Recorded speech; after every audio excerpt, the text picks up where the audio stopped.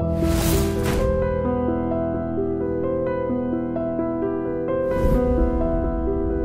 అవార్డుల మీద ఏంటి మీ అభిప్రాయం? నాకు పెద్ద దాని మీద ఇంట్రెస్ట్ కూడా లేదు సార్. జానకమ్మ గారికి పద్మభూషణ్ ఇస్తే ఆవిడ వద్దు అని అంటూ ఆ సమయంలో ఒక మాట అన్నారు, దక్షిణాది గాయకుల మీద మొదటి నుంచి కొంచెం తక్కువ చూపు ఉంది అని. ఒప్పుకుంటారా మీరు? నాకు అంత టైం లేదు. అర్థమైంది నాకు. వాటి గురించి మనకెందుకు సార్, ప్రజలు ఒప్పుకుంటున్నారు అంతే, అదే పెద్ద అవార్డు. వాళ్ళ ముందు సంతోషపెట్టండి, 10 ఆత్మలు ఆనందంగా చప్పట్లు కొడతారు, దానికన్నా ఆనందం సార్. అదే అవార్డు. వెరీ అవార్డులు ఇవన్నీ ఇస్తే ఇంట్లో చూసుకోవడానికి టైం ఉండదు మనకి, ఎక్కడో మూలపడేసి ఉంటాం.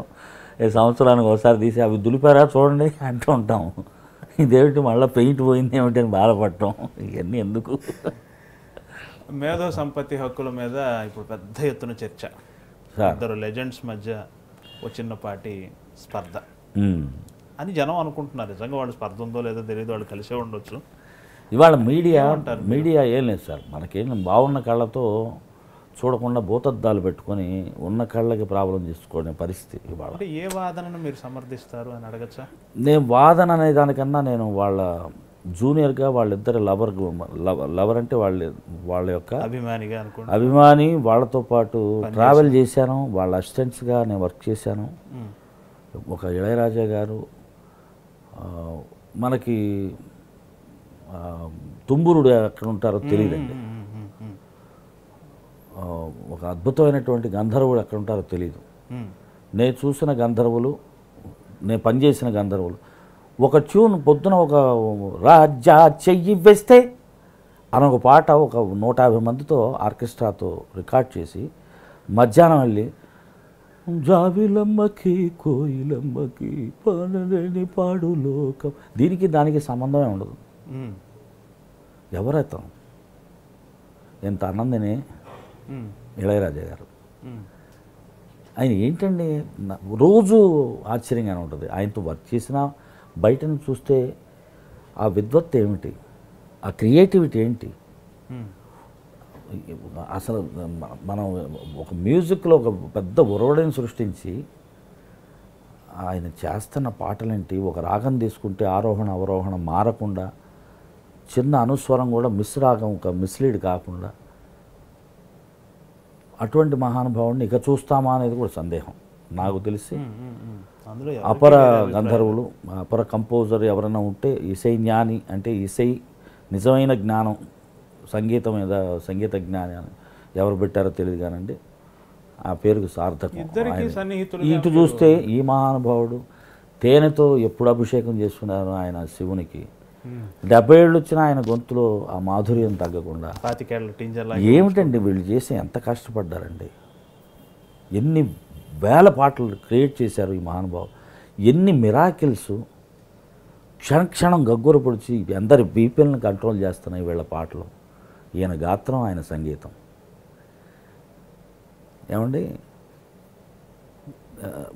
ఎంతమంది డ్రైవింగ్లో వీళ్ళ ప్రాణాలను కాపాడుతున్నాయి, ఎంతమంది ఫ్యామిలీల్లో వీళ్ళ గొడవల్ని వాళ్ళు ఆ సిచ్యువేషన్ సాంగ్ వస్తే వాళ్ళ గొడవల్ని సర్ది మళ్ళీ ఒకటి చేస్తున్నాయి.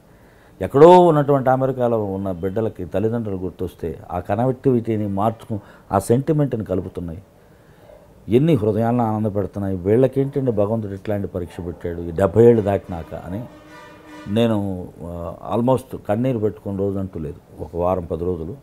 ఎందుకంటే నాకు చాలా ఇష్టమైన వ్యక్తులు ఇద్దరు. బాలు గారికి ఇళయరాజా గారికి ఇద్దరికి సన్నిహితులు కదా మీరు సార్, ఇద్దరు భార్యాభర్తలు అంటే ఇద్దరికి సన్నిహితులుగా మీరు చొరవ తీసుకుని గొడవను ముగించే ప్రయత్నం. నన్ను మామూలు కొట్టరు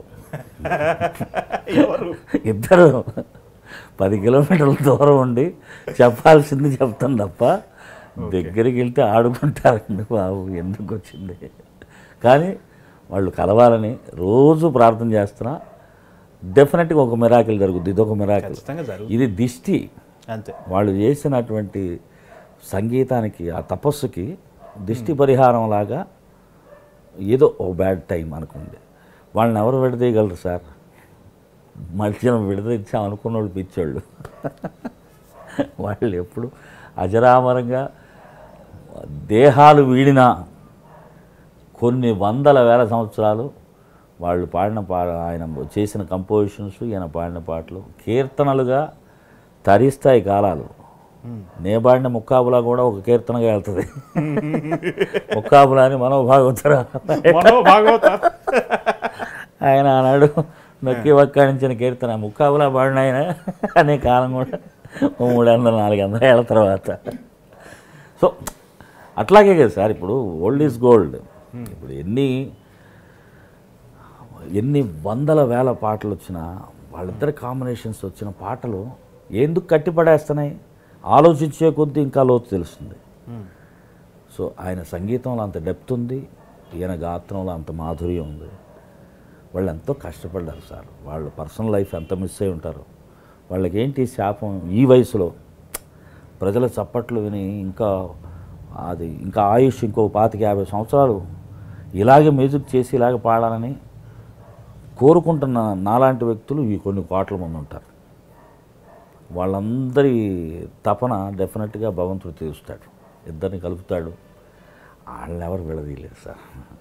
టైంపాస్ లేదు, కాసేపు మాట్లాడుకోవడానికి జనాలకు ఒక చిన్న టాపిక్ అంతే, దిష్టి పోయిన అంతే. Hi, this is Mano. Watch my exclusive interview with Yamuna Kishore in I dream.